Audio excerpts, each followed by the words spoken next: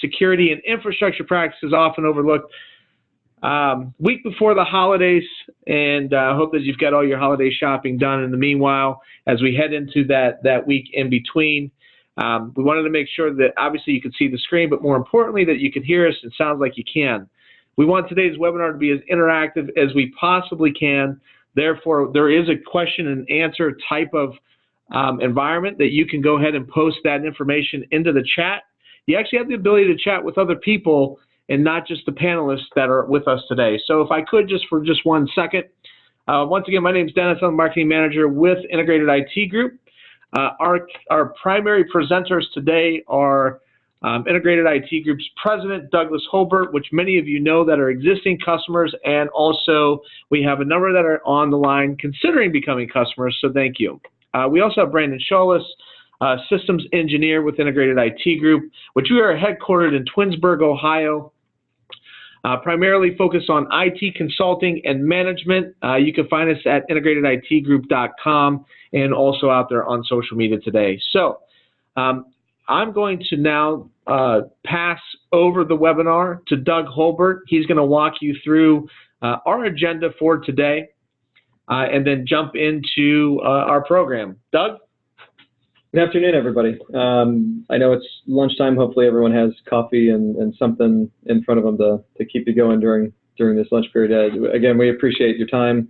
Thanks for joining us. The reason for the webinar today, or to just sort of rehash the overall idea here is it's the review for important IT security and infrastructure practices that are often overlooked. The topic comes up specifically for us because we regularly have conversations with new and existing clients, prospects, casual conversations out in the field, and we're finding out that for one reason or another, these pretty relatively simple topics as far as a discussion goes are being overlooked. They're being missed, and they can have a pretty major impact on your environment. From my perspective, I think there is a little bit of hesitance, just to even get into the conversation when it comes to running the business and making decisions for the business, whether it be budget, time, resources, whatnot. But then once we do have the conversation, you can see the light bulbs going off or turning on, not going off. It becomes a pretty easy objective to accomplish, and the results are pretty amazing. Where we do implement or have these discussions at length, and we make some decisions and we move forward with some of it. Some of these things are components that you may already have existing in your network and you're just not utilizing them. Some things are just a matter of turning some features or components on. Some of them do require a little bit of an expense, as far as hardware and infrastructure. But again, that's there is a cost of doing business there. But as far as configuring those things, whether you have it or not, there are some other things that are commonly overlooked. So let's go to the first topic here. Let me review the agenda real quick, just so that we can stay on track and you guys can start thinking about this ahead of time. The first topic is sensitive information needs more than just a firewall. We'll get into that, more as we go forward.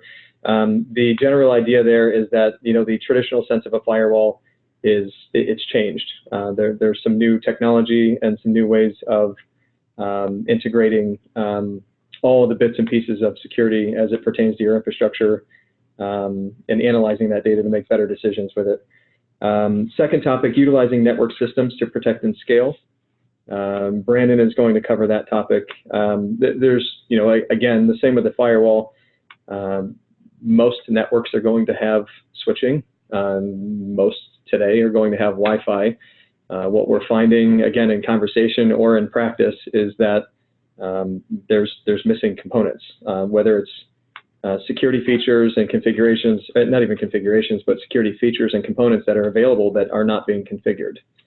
They're being overlooked, whether it's in haste or just not having that conversation. We just need to get the switch in there and get everyone connected. There's a whole plethora of things that you can do and utilize to make sure that your network is more secure than it is today. Third topic, securing data while increasing productivity in the workplace. And this also goes into prioritizing your vulnerabilities, the fourth topic there. And that revolves highly around your end user computing environment and what you can do to increase productivity. There's tools, utilities, features, just back-end configurations that can help increase productivity so that your users aren't focusing on the technology itself. They're able to focus on their work, their day-to-day, their goals and objectives, and IT and security becomes relatively transparent. So let's get into the first topic. Sensitive information needs more than just a firewall. One in there. So in the traditional sense, definition of a firewall, it's a part of a computer system or network that's designed to block, unauthorized traffic in and allowing outbound communication. There's a few other bits and pieces in there.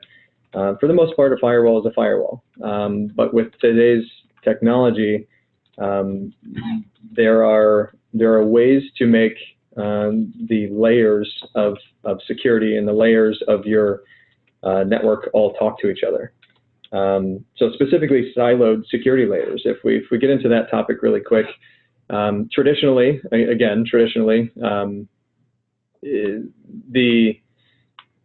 the approach to adding security layers to an environment is relatively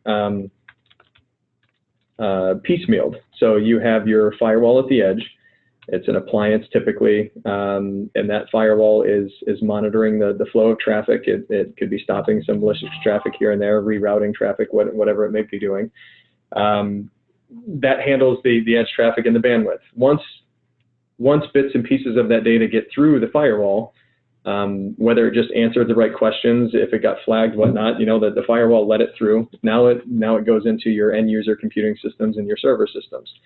This is where it gets fun because you have antivirus, you have your malware, name your favorite malware, spyware protection, all these different components, and I've seen it across the board. You have a computer that has spyware or spybot search and destroy, and you got malware bytes. I'm just naming a couple that we see hundreds of instances on a regular basis.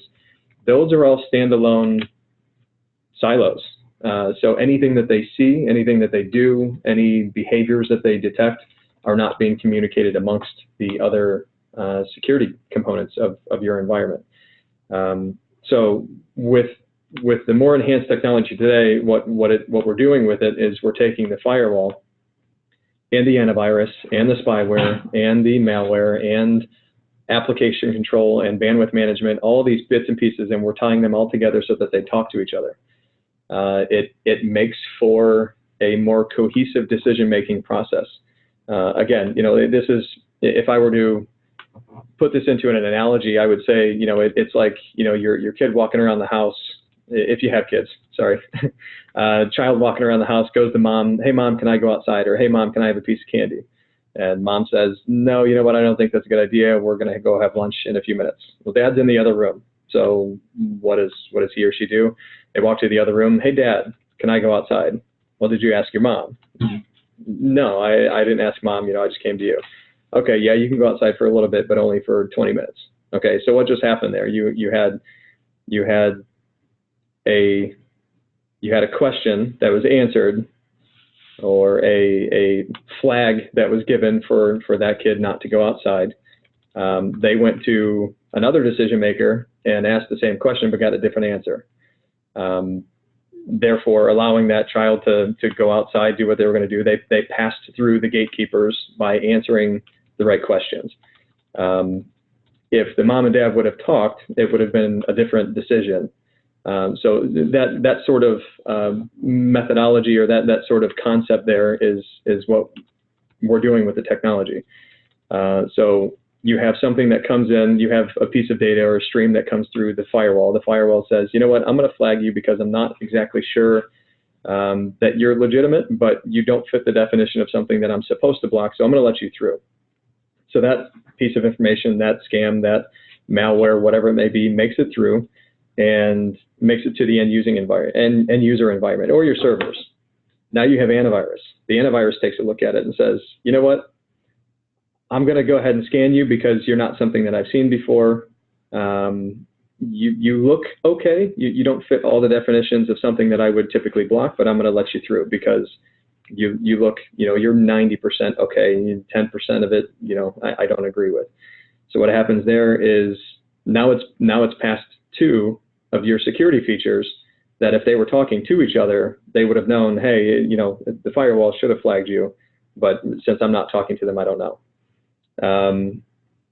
Then it goes on to your malware, your spyware, your email system, and whatnot, all the other security features and scanning that you have running in your environment. And hopefully you at least have, if they're not all talking to each other, at least you have something in place for these things.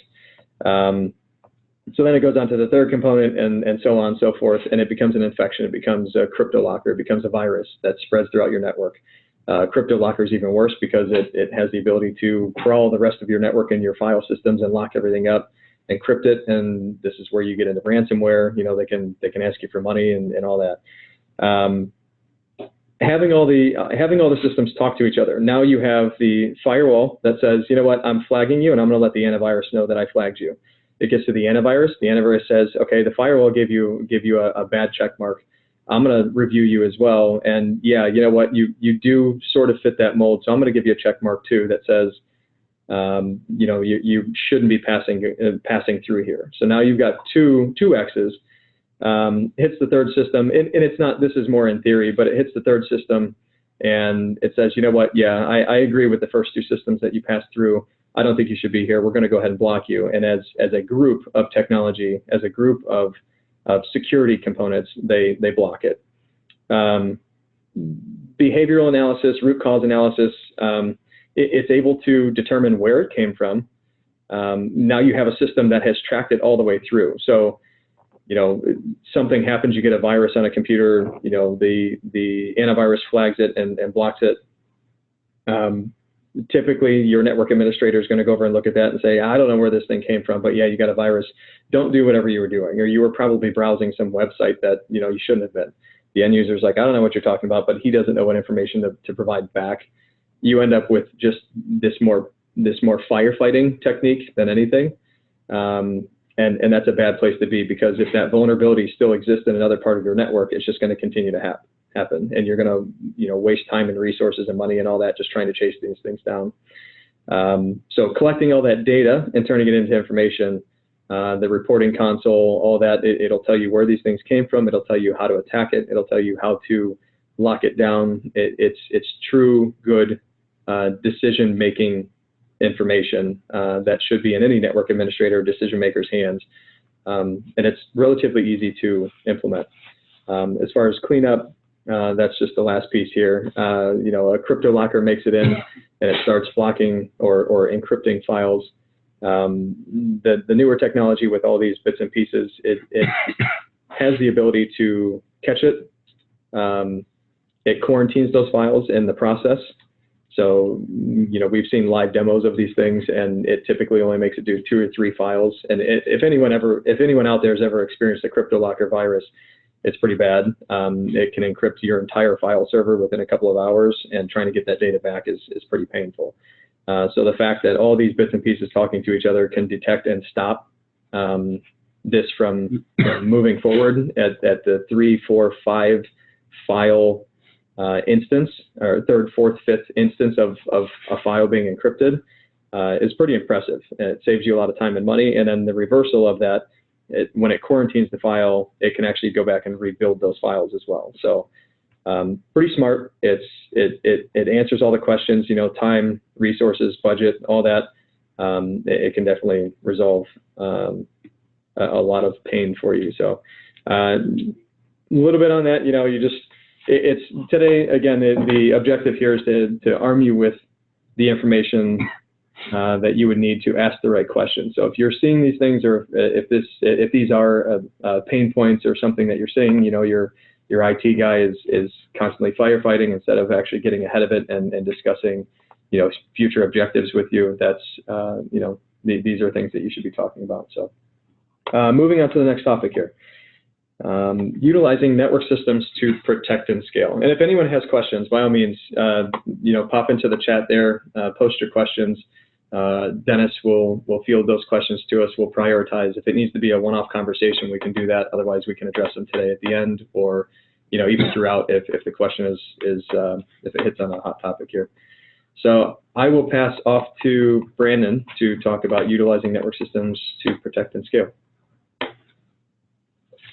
All right, so with this topic, it's often more about the next step in the network. After the information is coming through the firewall, you usually have some type of switching to then deliver that connectivity to the end user. You have wireless, any means for a user to connect a device and communicate on your network. More often than not, we go into environments when we're doing an audit or an assessment, and we find that when the original network was planned out and installed, it wasn't really done so with a security mindset. That things are oftentimes just taken out of the box, plugged in, and as long as the network functions, the installer kind of just leaves it as is and moves away. And we see this when maybe there isn't a network professional involved in the decision making. It's just someone that goes to a Best Buy or even orders network equipment online and just kind of does it themselves, just thinking, well, if it's working, that's the connectivity I need, and they don't go any deeper into the configuration. This is a big issue. I mean, we found multiple times when we're doing initial audits for new customers, or even we'll find pieces of equipment hidden in existing customer environments, that we have switches and access points that have default usernames and passwords, so that anyone could really go in and modify the configuration and get access to whatever they want. We have a level of network segmentation that hasn't been taken into account, where we call it a flat network, where everyone is in the same network and everyone can access all the same data. Whether you're a guest user or you are an employee of the company, it's free reign. You could just go in and access server data. There's no credential management involved or anything. So these are the types of things when doing our assessments that we try to find and secure right away. The first thing that we will typically do is recommend that we secure the guest network. If you have visitors coming into your network, whether they're there for a meeting, whether they're there to present, whatever the situation might be, you need to make sure that your guest users are on a separate network where they can't access your server environment. They can't move away with any data that they shouldn't really be seeing. We kind of take a similar approach with employee networks as well.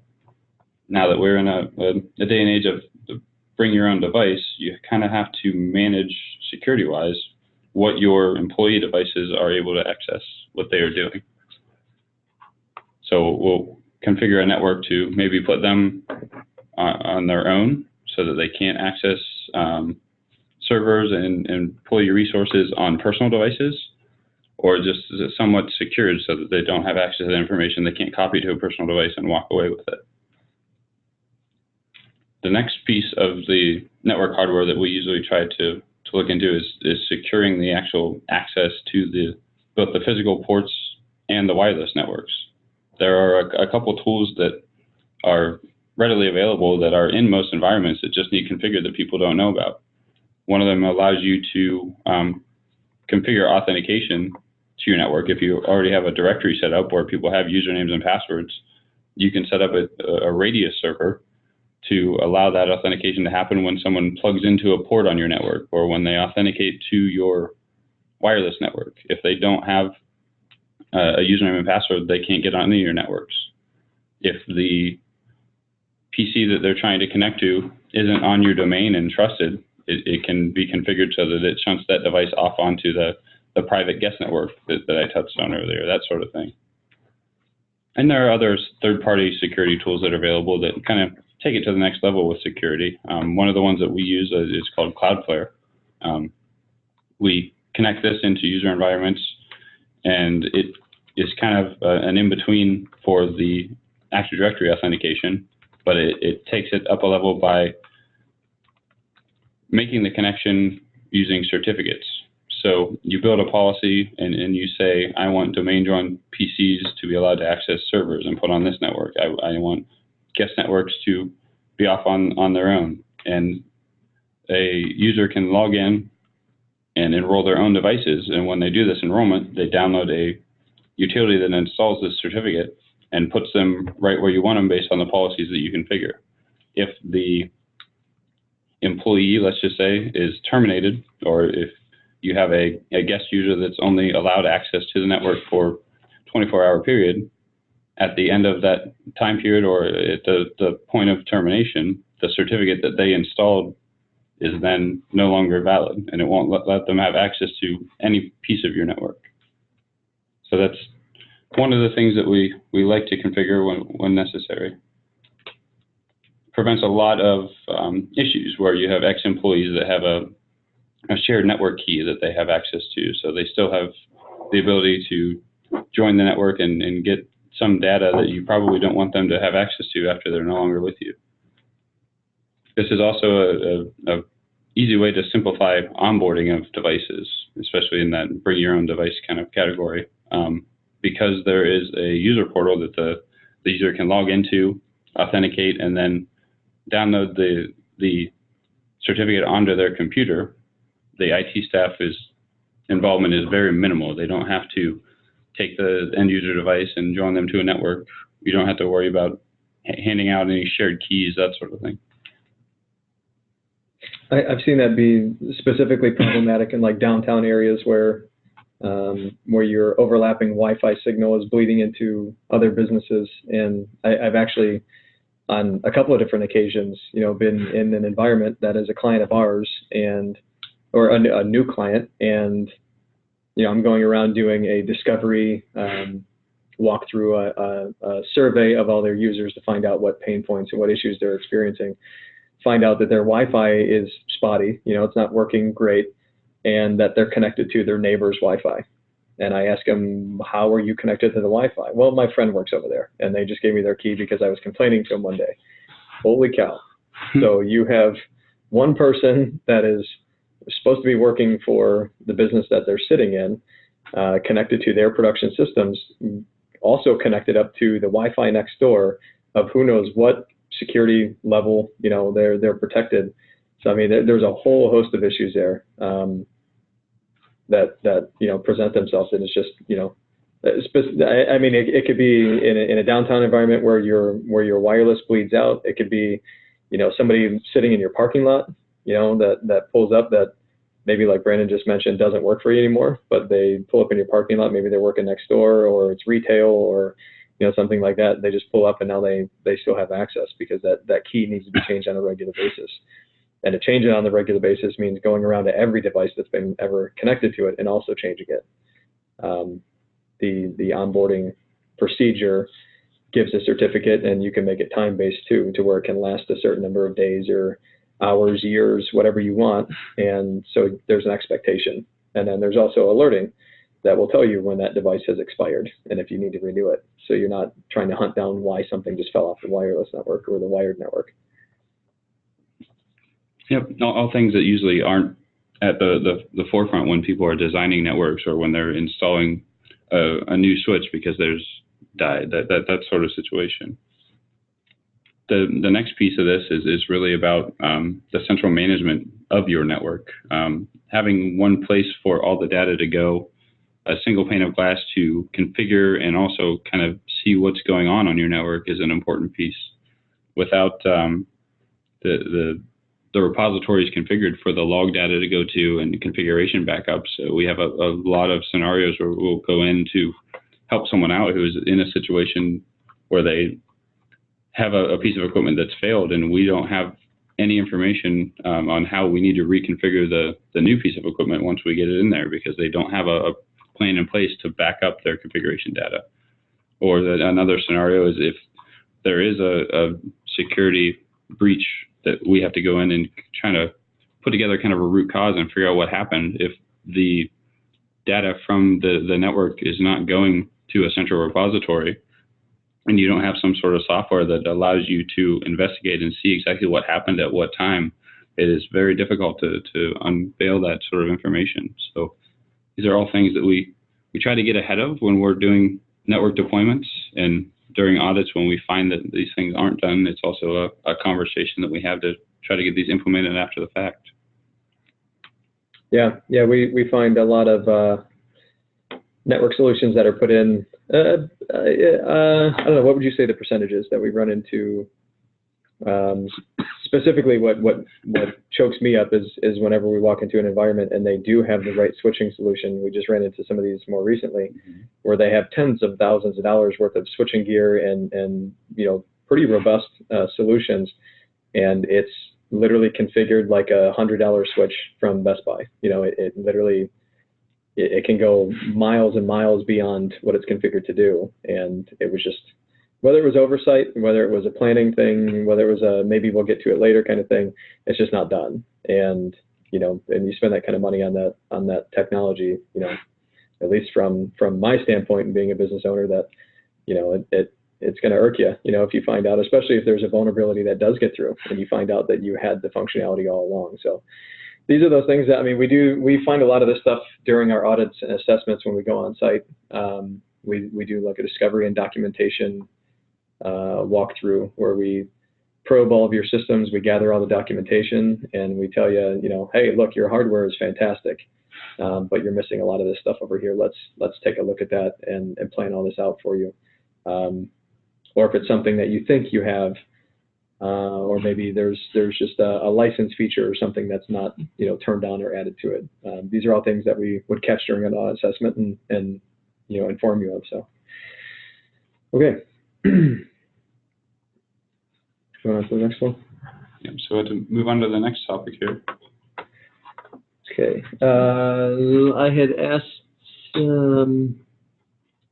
if anyone has any questions. I don't know if everybody's watching the chat window there.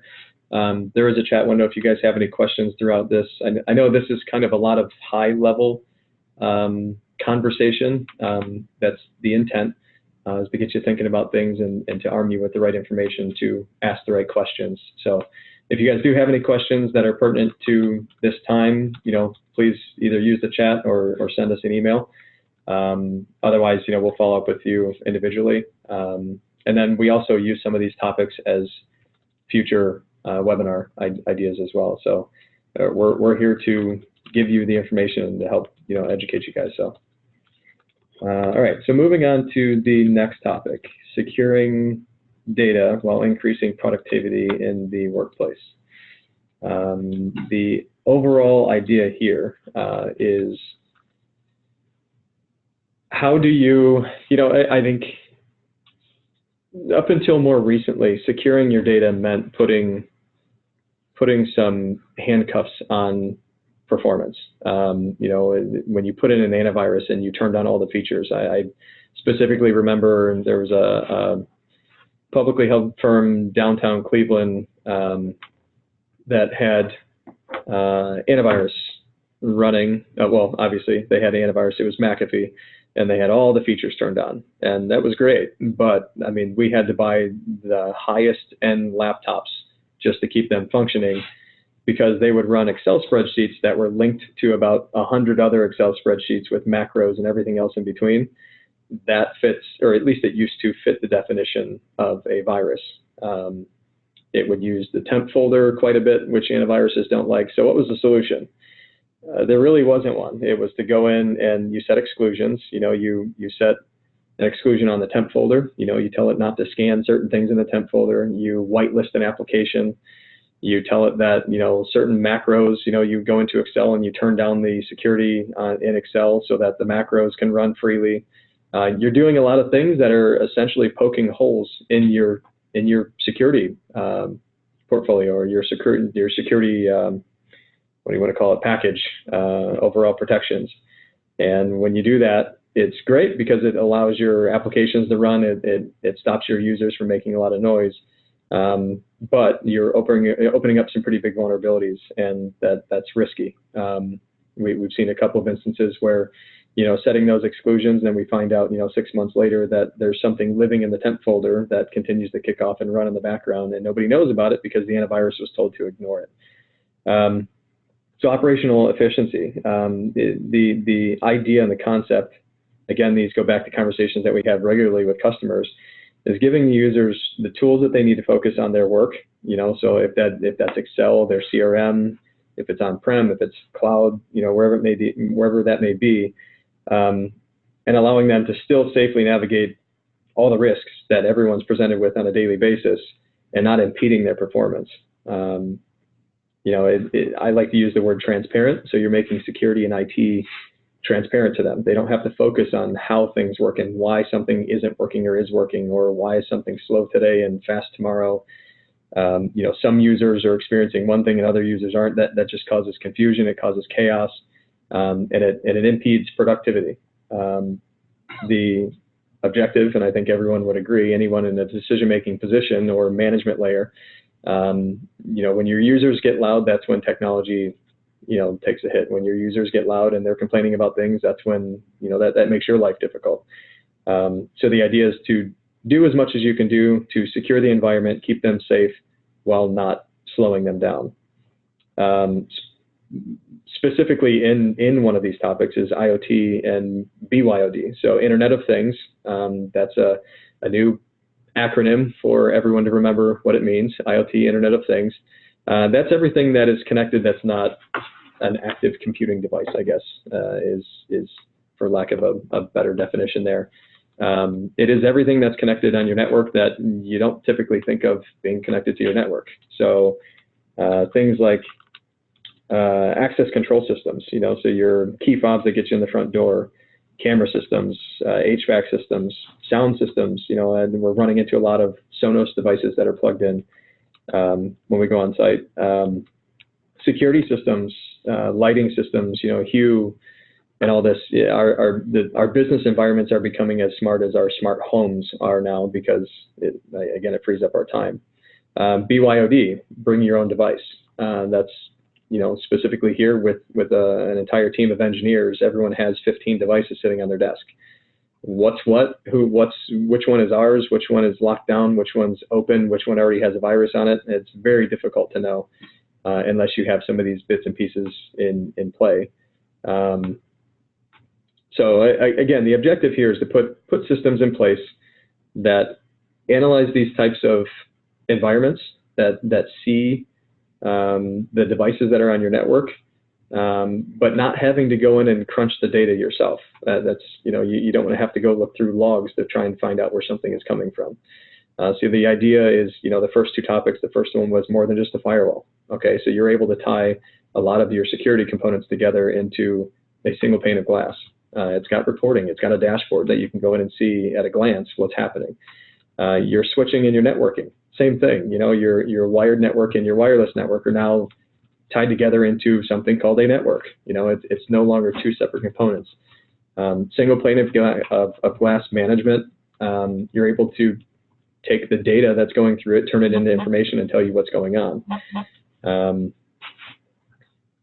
Going a step further, beyond IoT and BYOD, password management, isolation and segregation. Password management. Even today, we still go into environments where users have their password management is writing it down, sticking it underneath their keyboard, or saving it in an Excel spreadsheet, or saving it on their phone in a sticky note somewhere. Those are all really bad things.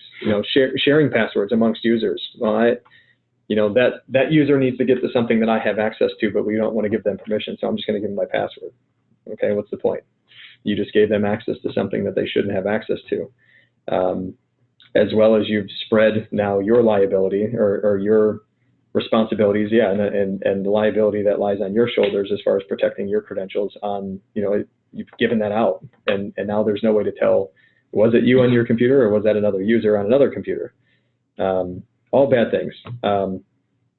Password management is becoming more simple. It's becoming simpler today.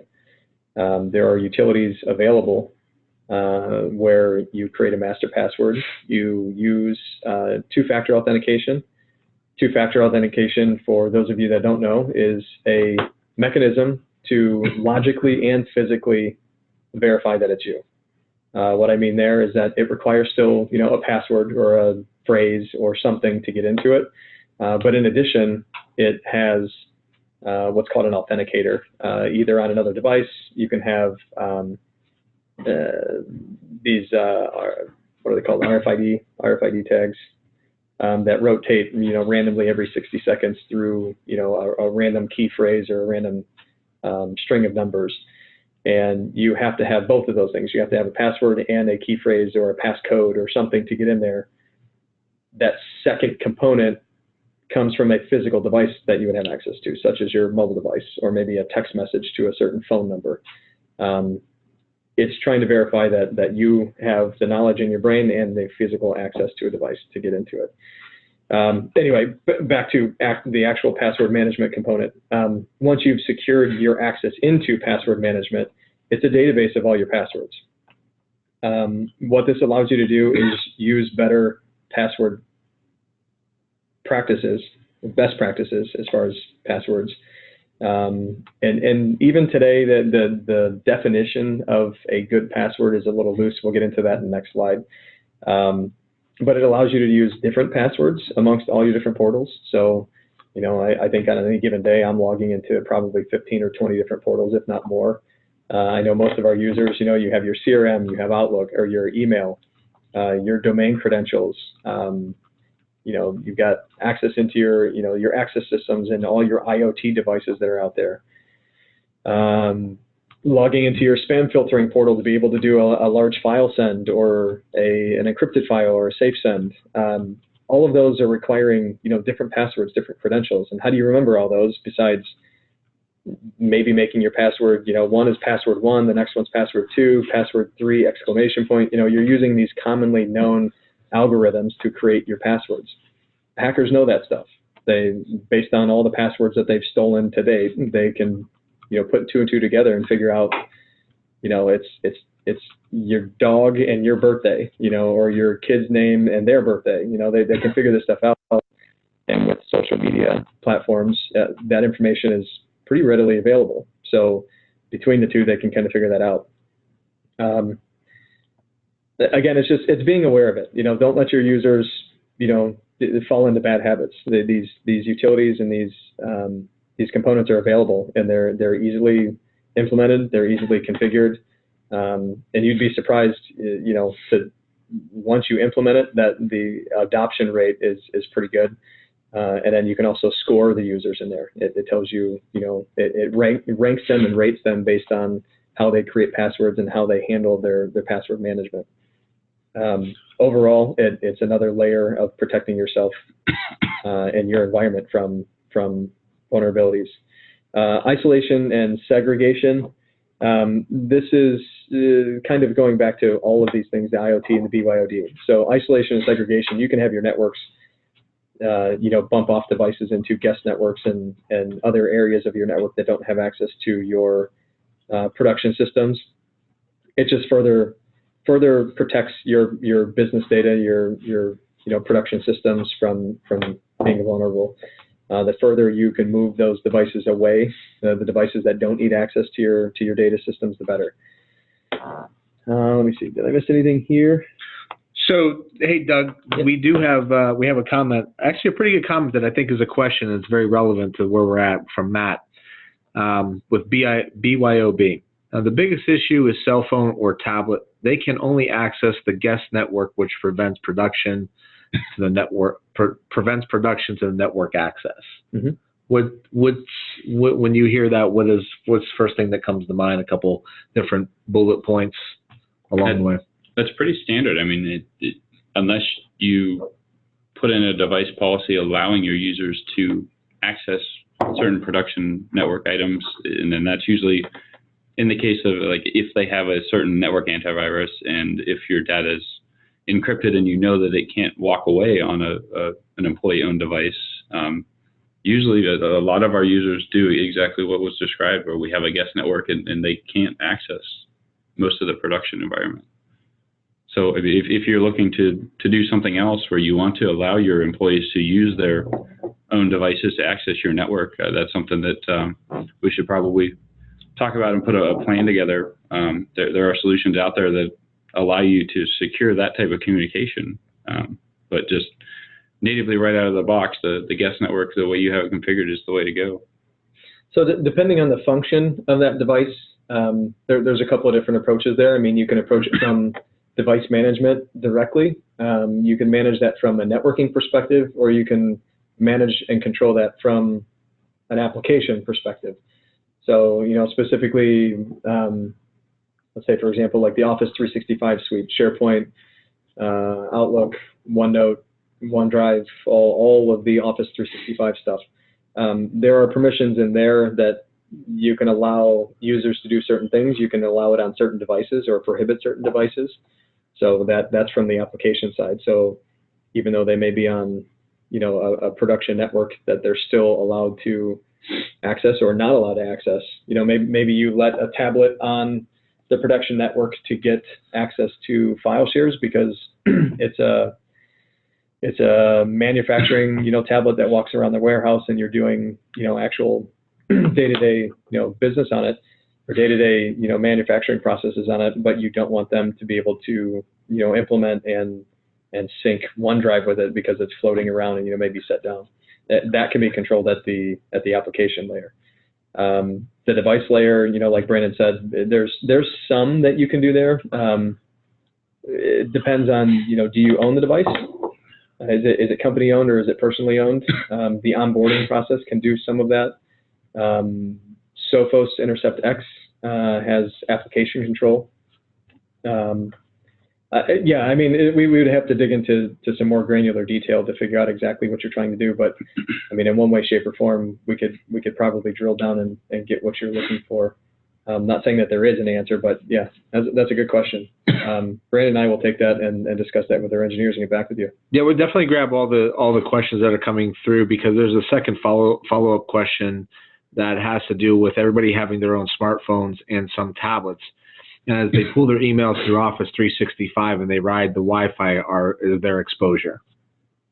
And their own smartphone. Yeah, so I would control those. I mean, if it is their own device and you don't want them to have access to that stuff, you can control that within Office 365 specifically. You can turn off mobile devices, or you can select the mobile device that is in there, and then you can also set mobile device policies so that if they do activate access on a mobile device, that they have to accept a security policy, which may grant you access to remove it or to delete that device, if it gets lost or stolen. So there's a little bit of a privacy issue there. So, I mean, make sure that you cross-check that with your legal department and make sure that you're handling that properly. Remotely wiping an end user's, personally owned device that's a gray area today, because there's so many people that have so many personal devices. So just be careful with that. Make sure that you have your policies written well, check it with legal, and then test it. Make sure that it actually works. Yep. So good timely move on to the next section here. We're coming up to the top of the hour. Again, appreciate everybody being on. So moving it along to end user vulnerabilities. Mm-hmm. And we've got one more section to cover with end users, and then as we do that, as you can see, if you want to ask questions in the chat, go ahead and do so. We'll make sure that we answer them as it's relevant, and then we also have a live Q&A session at the very end of the webinar as well. So this entire topic here, or the topics within this portion of the webinar. Is sort of wrapping up everything that we've been talking about, but also, again, to get you thinking about the things that may not be in your face, relevant or presenting themselves as issues. I was taken aback at a conference a few years back. We were at it was a backup and disaster recovery conference for one of our vendors at the time, and we went through all the different presentations and breakouts and everything. And one of the last speakers, everyone throughout the entire conference was talking about vulnerabilities and why you should have disaster recovery, and if your building burns down and if a tornado sweeps through. And we're in Northeast Ohio, so we have some tornadoes and we have snowstorms and we have some rain. for the most part, as long as your door's closed and your window's closed and you got a roof over it, you're relatively protected from that kind of stuff. Your sprinkler system's okay. You typically don't want a sprinkler head above your server systems, but we've seen it. All of those are vulnerabilities. Sure, they're potential risk for damaging your networks and everything. But when the presenter at the conference asked the question, what do you think is your biggest vulnerability? There were probably 50 hands that went up, and people were saying, phishing scams and malware and, Facebook and people traveling through, different websites and everything that they're not familiar with, or just, whatever it may be. And typically the commonality between all of those was the answer, but nobody was picking up on it. And when the guy said, statistically speaking, your end users are your biggest vulnerability. Your end users are the ones that are going to be deleting files. Your disgruntled employees are the ones that are going to try and delete or do something to your systems. And while legally you can do things about that kind of stuff, it doesn't prevent it from happening. And then you're stuck, fixing it, or you're stuck dealing with the outcome. Browsing Facebook on a mobile device because it's not, on your production network because it's not segregated out properly. Isolating those devices from access to your systems and whatnot. So these are all things that we just need to be aware of. And the fact that your end users are your biggest vulnerability, you don't want to tell them that, but you want to make sure that you put systems in place that help them without them even knowing that they're doing that help them help you. A couple of things here, password management. So we talked about that. One of the platforms that we use is LastPass, but there's 50, 100 of them out there that you can go use, vet them out. There's no one special one that's better than the other. You just have to, demo them, look at them, figure out which one fits your needs and fits your user base. And does it need to be mobile device compatible? Does it need to, whatever the variables may be, just making sure that those fit. NIST is another acronym, National Institute of Standards and what's the last word there? NIST. It's a governance body that controls protocols. They come out with some guidelines to use on a regular basis, and National Institute of Technology Standards and Technologies. They have a whole guidebook of rules and expectations and things that you should be doing to help you kind of fit the mold and be most secure. They've changed their theories and their methodologies over time because security and because hackers and because of just the evolution of technology. People are learning and figuring out new things. These hackers have way too much time on their hands, or there's somebody that benefits monetarily on the back end that they're incentivized to go figure out how to break through something. So they release standards on a regular basis. The original document that we put out, the 4 important IT security practices and for your infrastructure, it's changed since we even released that. So again, password management, you can do it with a password management utility. You can do it using group policy, and there's a component in there called password policies. What used to be good is not good anymore, so it's good to revisit these things on a regular basis. Even just a year or two ago, the best practice for a password was more than 8 characters, use all the letters and numbers and symbols that you can find, and change it every 30 to 90 days. That's no longer applicable. They're saying that regardless of all that, there's algorithms or hash breaking programs that can break through an 8-character password or 10-character password within minutes, seconds. So the standard now, or the suggestion, is as many characters as you can fit. I know some of them limit you, but going back to the password management utility, you can actually have it generate random passwords for you and set those variables in there. So you can say include uppercase, lowercase numbers and symbols based on the portal that you're logging into. Just to control that. And then once you create that password, you don't have to remember it. That's one of my big things, is it shouldn't be rememberable, if that's a word. It needs to be something that you should have to look up. That means it's not guessable.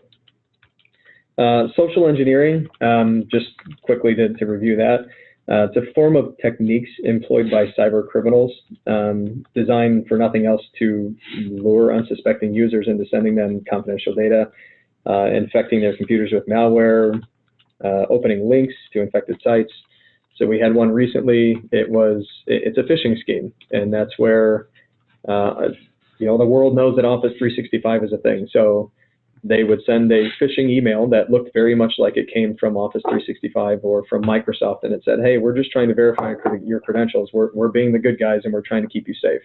So click this link, and we just want to verify that it's you, and then we'll be all good." So you click the link, and it takes you to a web page that looks like Office 365 or portal.office.com. And it says, "Put in your credentials." You put in your credentials, and you hit go, and it says, "All right, you're all set. See ya." What you just did was gave your credentials to a hacker or to somebody that was not looking to use it for good things. What they would then do is they didn't even need access to your system. You didn't give them well, in some cases, you didn't give them your domain credentials. If it was AD integrated or Active Directory integrated, you did just give them your domain credentials. So now you're dealing with a whole other issue. But what you were guaranteed to just do was give them your credentials to Office 365. So now they have access to your email. They log into portal.office.com, they put in your username and password, and they're into your email. And you have no idea that they're even doing anything because they're not on your computer. They're in a web portal. It's part of cloud security. They would go in there and they would set up rules, and they would email everyone in your contacts and then say any replies that come back, send it into a folder. And that folder was monitored with another rule that would then send out replies to it. And it would have an entire conversation with every one of your contacts about doing the same thing that it just did to you. So they're going through and they're collecting everybody's credentials, and you are the source of it. What that comes down to is your reputation. Why did it come from you? We've had a few uncomfortable conversations with other vendors, other, customers of customers, asking them, why weren't you protected from this? It's super easy to stop this kind of stuff. It just comes down to they didn't know. So then we have that conversation with them, the same conversation that we're having today. Hardening, and what I mean by that is prevention. Trying to think of some niche cliche phrases, but not coming up with one off the top of my head. Hardening is pretty much going into the computers and locking down the bits and pieces that they don't need access to. If they don't need it and they're not going to use it and they shouldn't have access to it, why make it available to them?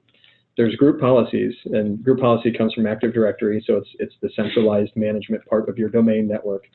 You can put in policies that pretty much control anything. You can stop a user from changing the time on their computer. You can lock down, they can't click on the start button, that they don't have access to add printers. I mean, you can get down pretty granular with group policies.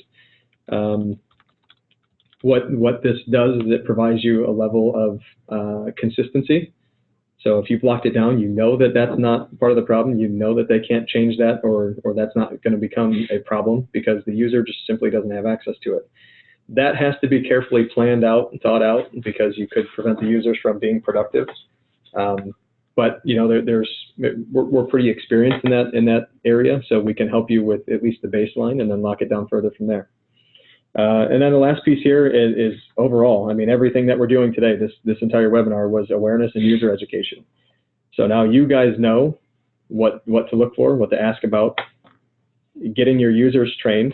So there's organizations out there, and we can do it as well. Come in and sit down with your users and say, watch out for this, don't do that. Show them how to better utilize the systems that you have. We've reviewed a number of things, including enhanced configurations and how to respond to prompts and your antivirus when it's waving its hand at you saying, hey, there's an issue over here, and the user just ignores it, and goes back to something else. Making them and helping them understand what that means by bypassing those prompts. And then putting in all the back-end systems to bring all of this data, everything that we talked about today, all these systems. What we're trying to accomplish is converging all this data into a single system and analyzing it to make information for you to make decisions off of. So all in all, hopefully all the topics that we covered today, the subtopics, are going to help you ask the right questions, are going to help you be more mindful in terms of, what to look for. If you guys have any questions about any of this, please, do reach out or post in the chat. We'll get back to everyone that posted a comment. Yep. So Dennis is waving me down. We have a gift. Yes. Go ahead. Yeah, we have a gift for all of you that are on the webinar today. So there's 2 ways that you can get that gift. We've got T-shirts, Doug. Yes.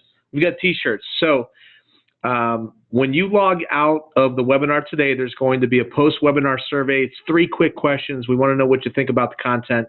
In that 3-question survey, there's actually a spot for just kind of free text. You can put your T-shirt size into that post-webinar survey, or you could actually put it into the chat, but don't put all panelists. Just go ahead and put it, or attendees, just put it to the panelist only. So you could either put your T-shirt size to the panelist, or when you log out, you're going to get a post-webinar survey, and in that it's 3 questions long. In the 3rd question, you can put your shirt size there. In the meanwhile, we do have a live Q&A that if you want to obviously hang on here, we're going to go ahead and answer a handful of questions and go ahead and post those in the chat as well. Doug, Brandon, coming back to the social engineering question, Ann says that they were victims of an attack you just described. More frequently now, we are seeing social engineering to our customers where our address appears in the from line, but the address is something completely bogus. It's frustrating because it looks like it is us. We cannot control it at all. Is there anything that we can do? Yes. Generally, it's called impersonation protection.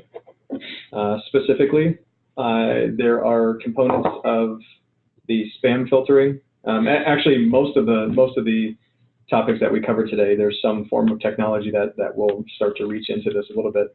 But specifically, and in most parts, the spam filtering or a spam proxy, an email proxy that will filter and monitor your email.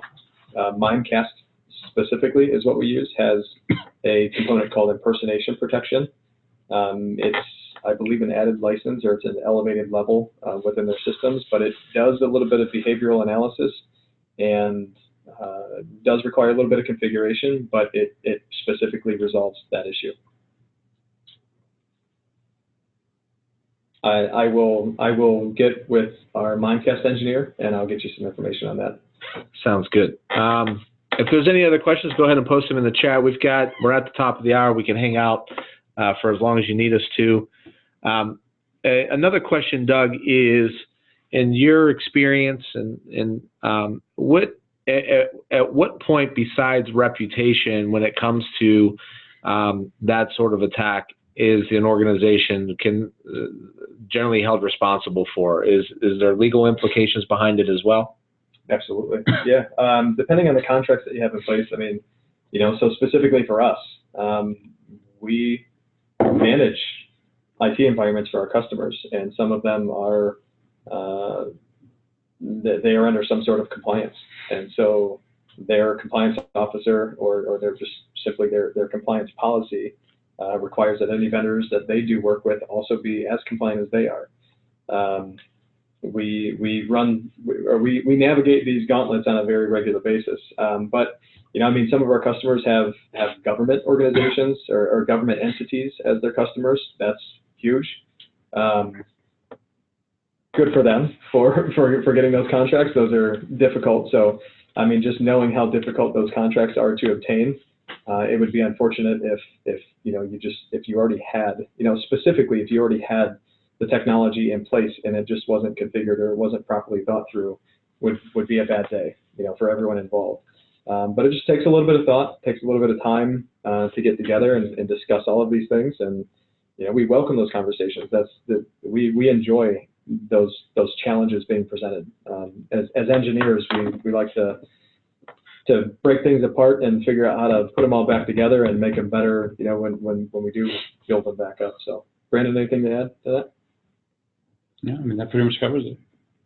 All right, everybody, thank you so much for being part of today's webinar. This this event today was actually recorded and will be made available on demand here within the next day or so. Again, make sure that you go ahead and let us know what your t-shirt size is, and we'll go ahead and take care of that. Thank you, Doug and Brandon, for taking the time to obviously put this webinar together. And all of you have a great holiday. Merry Christmas and Happy New Year's. Any sort of follow-up will make sure that we've captured this, obviously, in the chat and in the registration and in the post-event survey questions. That concludes our webinar today. Thank you so much. Thank you.